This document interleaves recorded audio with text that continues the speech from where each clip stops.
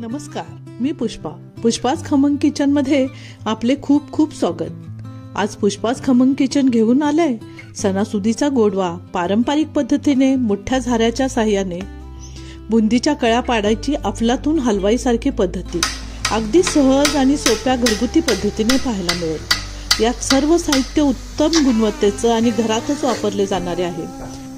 बाजारातील स्वस्त व कमी गुणवत्तेचे तसेच स्वच्छतेची आबाळ असलेलं जितक्या पैशात 1 किलो घेऊ तितक्याच पैशात घरी 3 किलोचे हे बुंदी लाडू तयार होतात। ही महिनाभर टिकणारी स्वीट डिश चला तर आता बनवायला घेऊ। सोबत साहित्याची यादी दिली आहे। 1 किलो हरभरा डाळीचं पीठ, 50 ग्रॅम काजू, 25 ग्रॅम बेदाणे, जायफळ वेलदोडा, 50 ग्रॅम बदाम, 1.25 किलो साखर आणि तळण्यासाठी तेल। प्रथम डाळीचे पीठ एका परातीत चाळणीने चाळून घेऊया। हे पीठ गिरणीतून थोडं जाडसरच दळून आणायचे आहे। बघा, हे चाळणीने चाळले की असं ह्यातून एखाद्या डाळी किंवा जाड रवा निघू शकतो।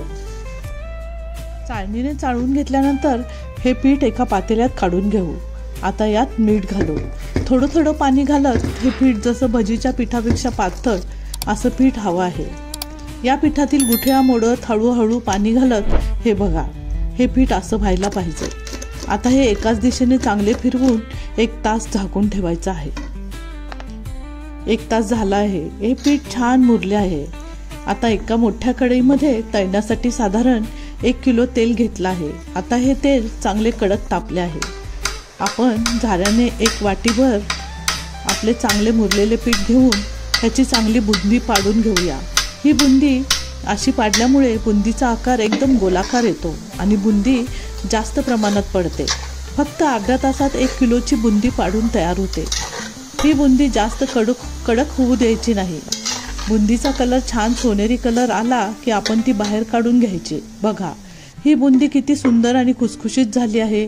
आकार सुद्धा किती मोत्यासारखा गोल गोल आला आहे। चाळणीत ठेवलेली बुंदी मोठ्या पातेल्यात काढून घ्यायची आहे। बुंदी जरा सुद्धा तेलकट झाली नाही। बघा, ही बुंदी हलवाई पाडतात सेम तशीच झाली आहे। खूप सोपी आणि पारंपरिक पद्धत। आम्ही कितीतरी वर्षापासून अशीच बुंदी पाडतो। हे लाडू खायला खूप चविष्ट आणि खुसखुशीत होतात। आता साखरेचा पाक करायला घेऊया। एका मध्यम आकाराच्या पातेल्यात साखर घालून त्यामध्ये साखर बुडेल इतके पाणी घालून त्यामध्ये 1 टेबलस्पून तूप घालूया। यामुळे साखरेचा पाक क्रिस्टलाइज होणार नाही। हा पाक एकसारखा हलवत राहायचा आहे। गॅस मध्यमच ठेवायचा आहे। मध्ये मध्ये आपण चेक करत राहायचं आहे। एका वाटीत पाणी घेऊन त्यामध्ये पाक घालून बघायचं। छोटा गळा होत आहे असं वाटले की गॅस लगेच बंद करायचा आहे। या पाकाकडे पूर्ण लक्ष देऊन करायचं आहे। पाक पुढे जाऊ द्यायचा नाही, नाहीतर लाडूवर साखर दिसेल, म्हणून सारखं चेक करायचं आहे। आता आपला पाक एकदम बरोबर झाला आहे। हा पाक लगेच आपण तयार केलेल्या बुंदीवर ओतून एकसारखा हलवून घ्यायचा आहे।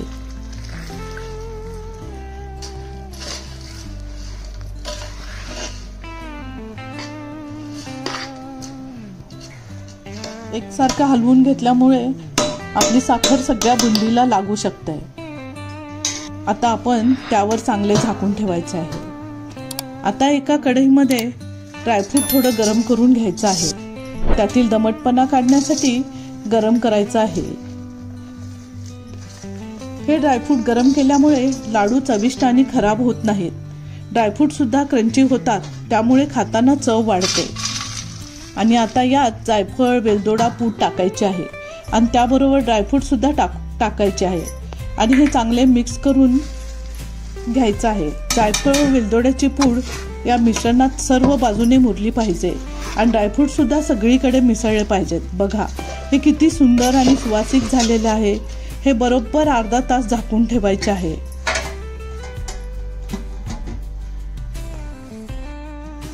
आता बरोबर अर्धा तास झाला आहे। हे चांगले मिक्स करून आपण लाडू तयार करायला घेऊया। बघा, हे लाडू किती सहजपणे तयार होत आहेत। लाडू वळायला जरा सुद्धा त्रास होत नाही। साखरेचा पाक अगदी परफेक्ट झाला आहे।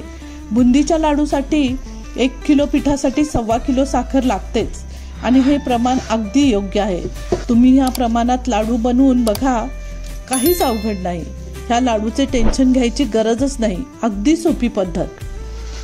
या आणि अशा घरगुती पारंपरिक साध्या सोप्या रेसिपी पाहण्यासाठी पुष्पाच खमंग किचनला लाईक, शेअर आणि सबस्क्राईब करा, जेणेकरून पुढील छान छान रेसिपी सर्वात आधी पाहायला मिळतील. आपण अजून सबस्क्राईब केलं नसेल तर लगेच करा, म्हणजे नवीन व्हिडिओ अपलोड झाला की तुम्हाला लगेच कळेल. बुंदी पाडण्यासाठी मी असा सेटअप तयार केलेला होता. हा असा पाटा डब्याला सुतळीनं बांधलेला आहे, त्यामुळे आपल्याला इकडं तिकडं असं सरकवता येतं आणि ह्याच्यावर असं आपल्याला व्यवस्थित पडवता येतं.